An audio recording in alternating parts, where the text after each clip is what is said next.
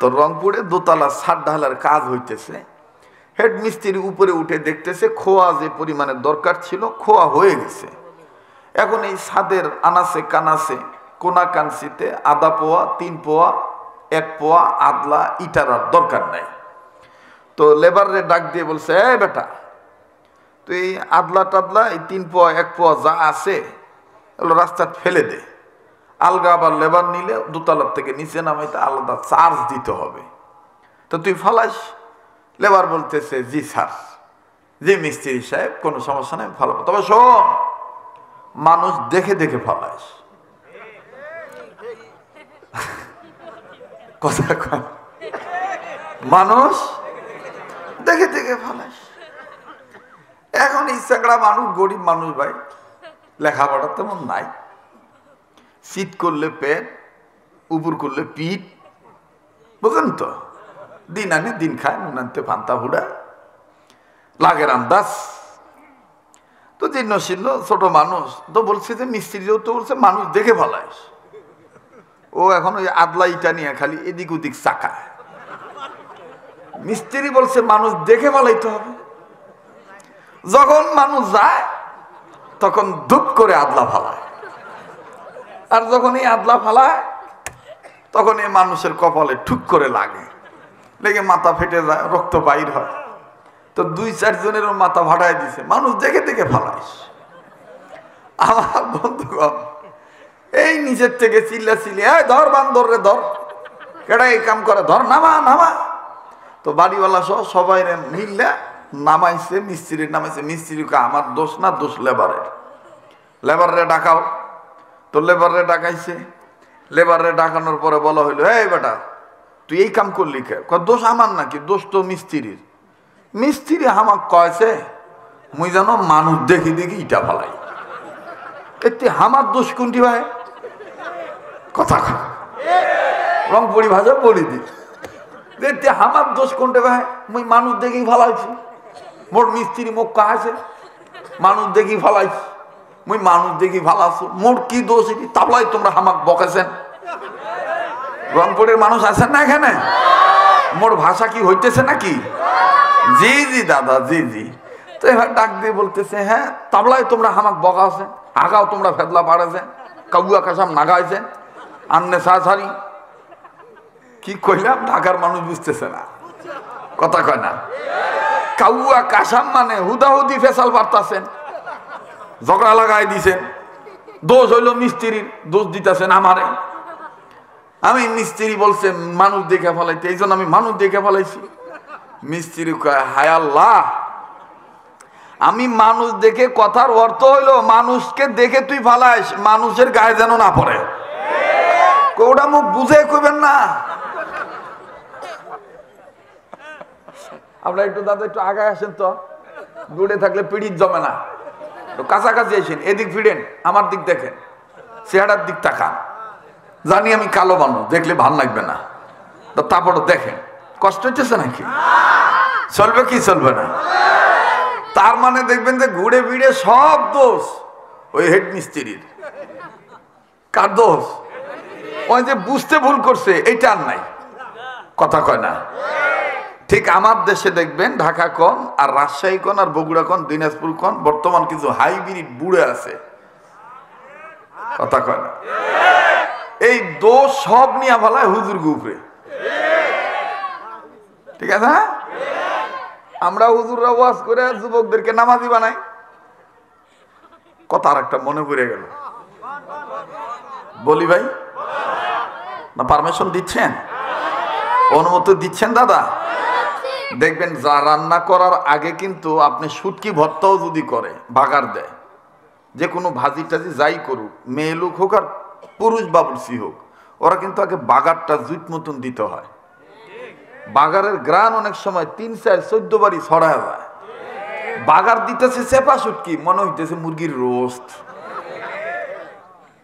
হ্যাঁ, তো বাগার যার ভালো হয় দেখবেন পাতলা ডাল রানলেও সে ডাল খুব স্পেশাল মজা হয়।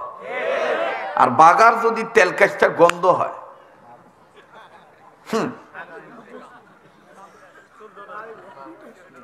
No taste.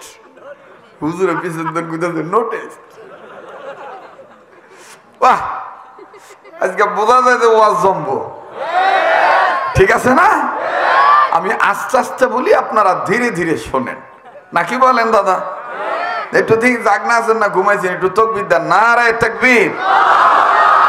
তো আমরা ওয়াজ করে যুবকদেরকে নামাজি বানাই আল্লাহর দয়ায়। ওয়াজ মাহফিল শুনে যুবকরা বেনামাজি থেকে নামাজি হয়, দাড়ি কাটা থেকে দাড়ি রাখে।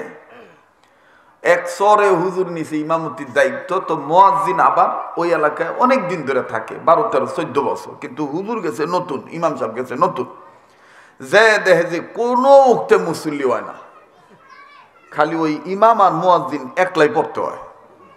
তো ইমাম সাহেব করতেছে টেহা হইলে কি হইব, মুসল্লি দিন নাই।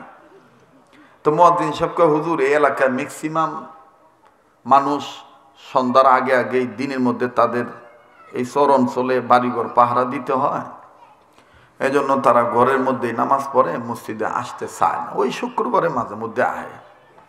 আমিও হুজুর মাঝে মধ্যে ভয়ে থাই, চোর ডাকাতে যে উৎপাত, এই যে একামত দিয়ে যে আমনের পিছনে একটা যাইতো 2000 ইমাম কয়ে যে খাড়ায় যাই, মাঝে মধ্যে চোর ডাকাত আবার আমারে তুলে লুয়ে যায়। কারণ আপনি তো আর নামাজ চাইলে আমার দিক তাকাইবেন না। ইমাম সাহেবের ভিতরে গেছে ভয় ঢুকে, এই সর্বনাশ, এরকম হইতে পারে? হ্যাঁ, এইটার একটু টাইট করে দিলি হয়, এটা নড়ে কে? এটা তো নিচের কারণে যায় না রে ভাই। হ্যাঁ হ্যাঁ, বোঝোস না কিছু না? হ্যাঁ ঠিক আছে, আর ঠিক থাকলে কি তাও তো যায় দক্ষিণে। ওই যে মানুষ দেখে এইটা ভালো এবার কইছি, কথা কয় না।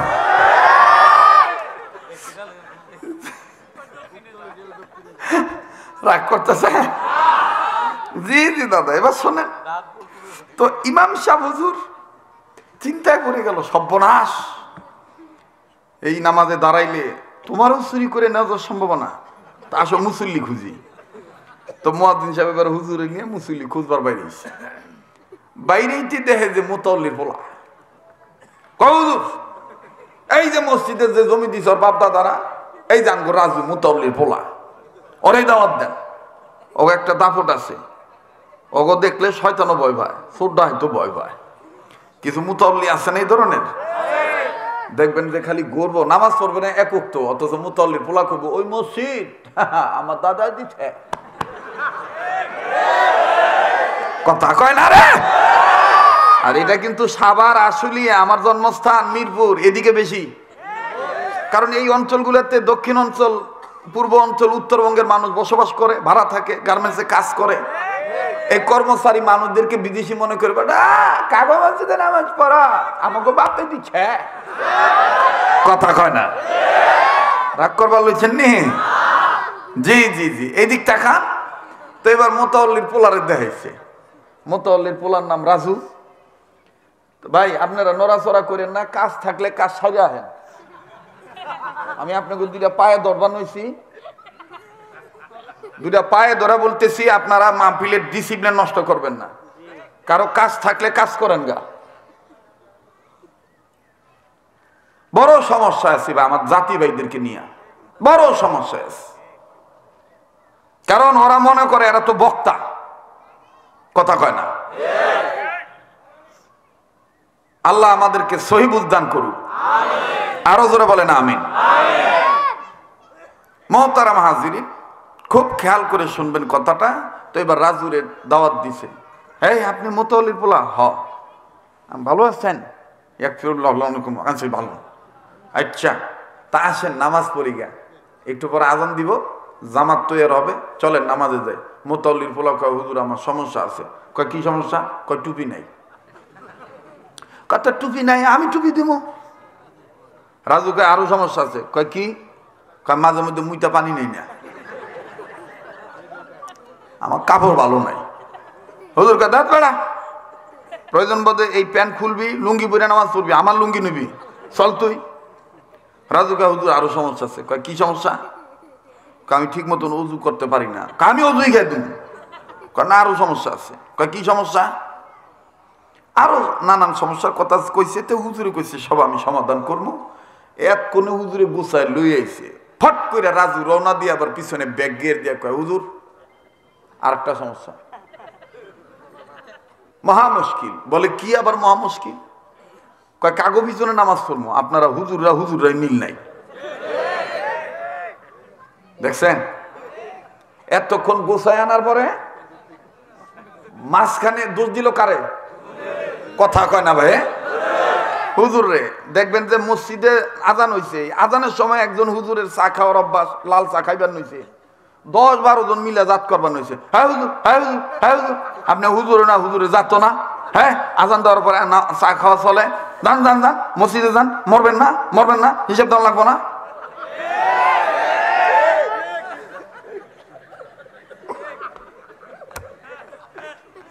কথা কয় না। দেখুন 10-12 জন মিলে কারে জাত বান্নইছে?